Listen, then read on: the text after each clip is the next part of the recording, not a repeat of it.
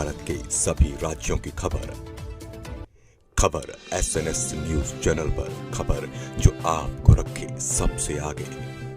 रूस के राष्ट्रपति व्लादिमीर पुतिन के सबसे बड़े आलोचकों में से एक एलेक्स नवेल्नी की बीते दिनों जेल में मौत हो गई थी।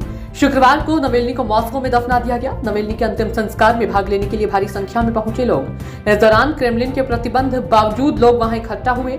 इतना ही नहीं, नवेल्नी के समर्थकों ने इस दौरान व्लादिमीर पुतिन के खिलाफ नारेबाजी भी की।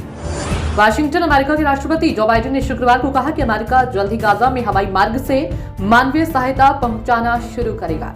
बाइडेन का ये बयान ऐसे समय में आया है जब एक दिन पहले ही इजरायली सैनिकों के साथ हुई एक भीषण मुठभेड़ के दौरान कई फिलिस्तीनी नागरिकों की मौत हो गई थी। बाइडेन ने कहा कि आने वाले दिनों में गाजा में विमानों के जरिए लोगों को मानवीय सहायता पहुंचाई जाएगी। हिमाचल प्रदेश इन दिनों राजनीतिक संकट के दौर से गुजर रहा है। राज्य की सुखविंदर सिंह सुक्खू की सरकार पर मंडरा रहा खतरा अब तक टला नहीं है। बीते दिनों सीएम सुक्खू ने बागी विधायकों को काला नाग कहा था। इसके बाद प्रदेश सरकार में मंत्री विक्रमादित्य सिंह ने अपने फेसबुक प्रोफाइल से कांग्रेस और मंत्री पद की जानकारी को हटा दिया। विक्रमादित्य सिंह लगातार उन विधायकों को पार्टी में वापसी कराने में जुटे हुए हैं।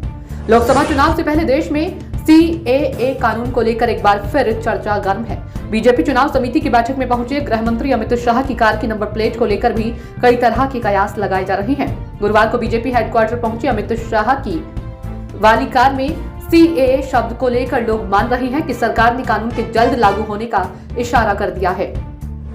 यूपी के कानपुर में एक तंबाकू कंपनी बंशीधर प्राइवेट लिमिटेड में इनकम टैक्स विभाग ने छापेमारी की।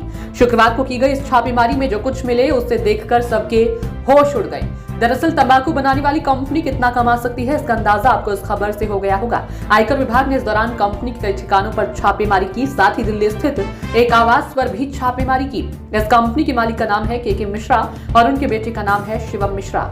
यूपी बोर्ड की परीक्षा लीक मामले में सरकार ने बड़ी कार्रवाई की गई। आगरा में जिस कॉलेज से पेपर लीक हुआ था उस कॉलेज की मान्यता खत्म कर दी है।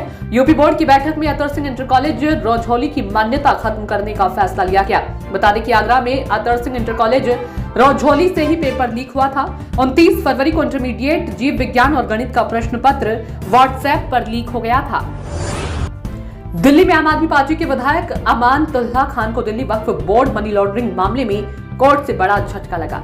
राउत रेवेन्यू कोर्ट ने अमानतुल्लाह खान की अग्रिम जमानत याचिका शुक्रवार को खारिज कर दी।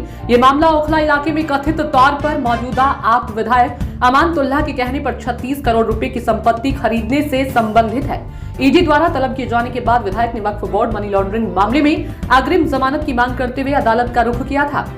मध्य प्रदेश में जीतू पटवारी जब से कांग्रेस प्रदेश अध्यक्ष बने हैं तब से किसी न किसी वजह से चर्चा में बने रहने की कोशिश करते हैं। इसी कोशिश में उन्होंने न केवल एक ढाबे पर रुककर चाय बनाई बल्कि चाय की चुस्कियां भी खूब मजे से ली। लेकिन वह यह भूल गए कि जिस ढाबे पर वह रुके हैं वह ढाबा किसी और का नहीं बल्कि भाजपा नेता हरिओम रघुवंशी का है। खैर, जाने अनजाने ही सही, जीतू पटवारी ने भाजपा और कांग्रेस की चाय के जरिए मेल मुलाकात तो जरूर ही करवा दी। भारतीय रुपए की धमक अंतर्राष्ट्रीय बाजार में लगातार बढ़ती जा रही है।